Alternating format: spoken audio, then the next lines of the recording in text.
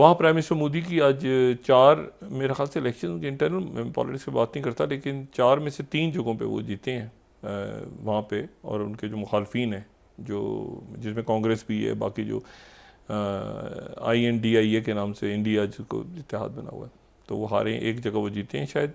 और ये इनको जो बीजेपी को फतह हासिल हुई है कि जब इलेक्शंस होंगे भारत में तो फिर एक बार फिर नरेंद्र मोदी जो है वही प्राइम मिनिस्टर के तौर पर ओथ लेंगे, वही as a prime minister of Hindustan या प्राइम मिनिस्टर ऑफ इंडिया के तौर पे हम उनको देखेंगे। क्लीन स्वीप हुआ है, कैसा देख रहे हैं कि बीजेपी का कोई तोड़ नजर जैसे नहीं आ रहा किसी और पॉलिटिकल पार्टी के पास, बाकी ऐसा है या कुछ और है?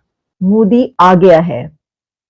प्राइम मिनिस्टर नरेंद्र मोदी ने कामयाबी के बाद अपने राइवल्स को डंप करने के बाद उनको वार्निंग भी दी है, लेकिन पब्लिक जो है वो इस वक्त भी जो है वो बीजेपी के साथ है। पब्लिक इस वक्त भी मोदी जी को ही प्राइम मिनिस्टर देखना चाहती है। देखो उनका मेडिकल सेक्टर, देखो उनका कौन कौन सा सेक्टर मैं बताऊं जो नई तरक्की में, हर फील्ड में तरक्की में, किसकी वजह से? प्राइम मिनिस्टर मोदी की वजह से। ठीक है, तो कहते हैं कि मोदी है तो मुमकिन है।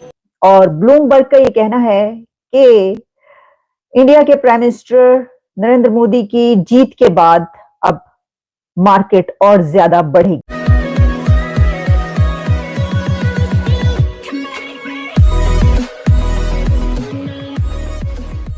नमस्कार दोस्तों। और पाकिस्तान की इस बात से हमेशा फटती रहती है कि 2024 में क्या होगा, 2024 में क्या होगा।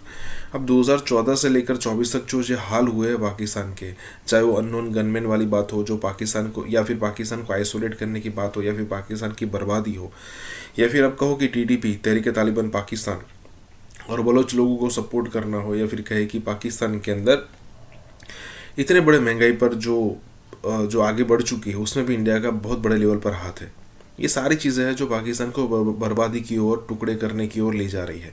और 2014 में अब उनको ये डर है कि 2014 में फिर से अगर मान लीजिए कि अगर प्रधानमंत्री मोदी फिर से प्रधानमंत्री बन जाते हैं तो सिचुएशन उनके लिए बहुत टफ होने वाली है। और बात बिल्कुल सच भी है, क्योंकि जब मुंबई हमला हुआ था, प्रधानमंत्री मनमोहन सिंह थे, कुछ नहीं किया था। और जो उरी था वो तो बड़ा अटैक था, लेकिन कंपेयर टू मुंबई अटैक तो छोटा था।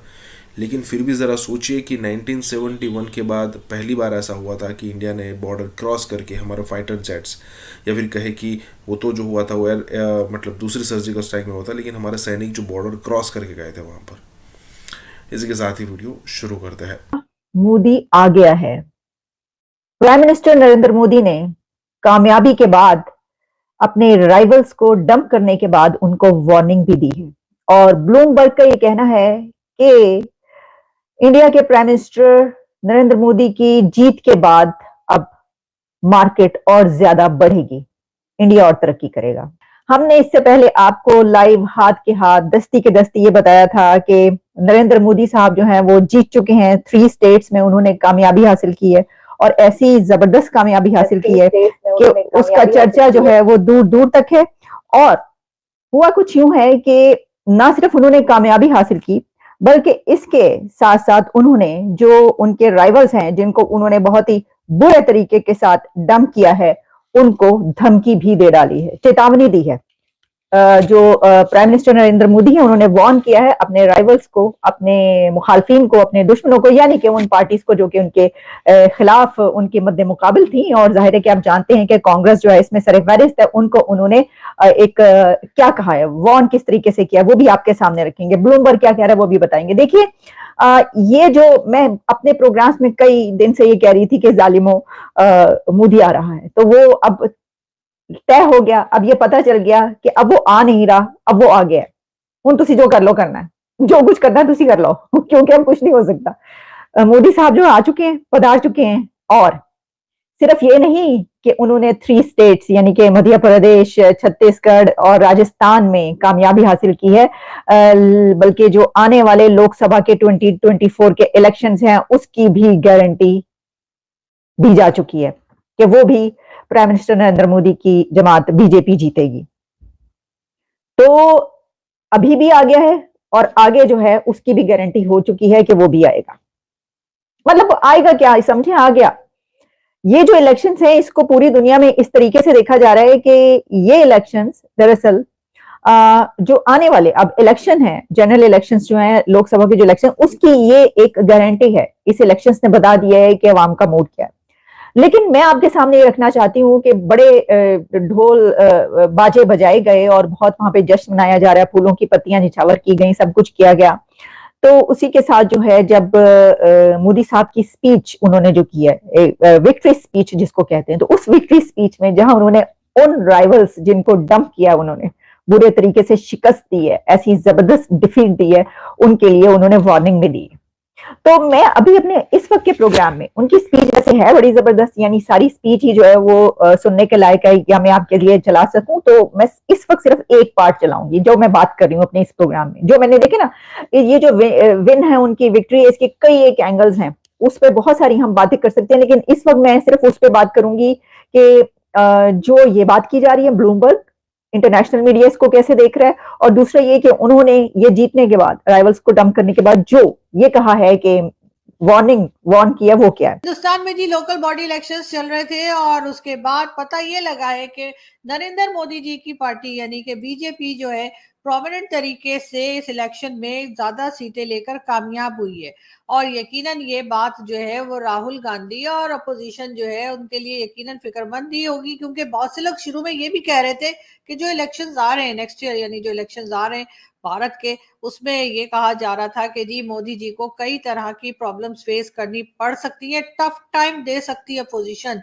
उसकी रीजन क्या बताया गया कि जी कतर वाला इशू हुआ जिसमें नेवल ऑफिसर्स जो हैं उनको अरेस्ट किया गया। उसके बाद जी वो पुन्नू जो है, पुन्नू साहब जो है, पुन्नू शुनू, बल्कि साहब तो उसको कुछ और लोग कहते हैं, मैं तो खैर पुन्नू शुनू ही कहती हूँ उसको। तो जी पुन्नू जो है उसका इशू निकला, कनाडा का इशू निकला, अमेरिका का हुआ, और कई तरह के दूसरे प्रॉब्लम्स आते रहे, मणिपुर और क्या कुछ।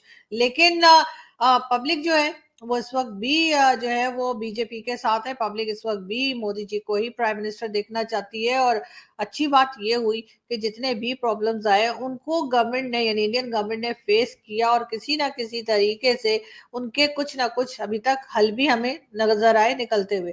बहरहाल हम आपको ये बताते चले कि एक बार फिर जो है लोकल बॉडी इलेक्शंस में तो खैर बीजेपी की जीत हो ही गई है, और लग यही रहा है, बल्कि लग क्या रहा है ये भी ऑलमोस्ट बात कंफर्म है कि जब इलेक्शंस होंगे भारत में तो फिर एक बार फिर नरेंद्र मोदी जो है वही प्राइम मिनिस्टर के तौर पर ओथ लेंगे, वही as a prime minister of Hindustan या प्राइम मिनिस्टर ऑफ इंडिया के तौर पे हम उनको देखेंगे। ये और बात है कि पाकिस्तान में जो इलेक्शंस होते हैं उसमें इलेक्शंस तो नहीं होते, लेकिन हमें पहले से ही पता होता है कौन प्राइम मिनिस्टर आ रहा है, कौन चीफ मिनिस्टर आ रहा है, कौन फॉरेन मिनिस्टर आ रहा है, किसको हटाया जा रहा है, किसको लाया जा रहा है। खैर पाकिस्तान का प्रोसेस कुछ और है। हमारे यहाँ जो है जो लोग फैसले करते हैं वो आपको मालूम ही, हमारी स्टैब्लिशमेंट है जो कि ये डिसाइड करती है कि कौन आ रहा है और कौन जा रहा है। लेकिन भारत में वोट जो लोग देते हैं, यानी कि पब्लिक जो है उसकी इंपॉर्टेंस है, जो पब्लिक वोट करती है उस वोट के ऊपर ही जो है फैसले किए जाते हैं, और उस वोट के जरिए ही कोई भी प्राइम मिनिस्टर या कोई भी पॉलिटिकल पार्टी जो है वो अपनी हुकूमत बनाती है।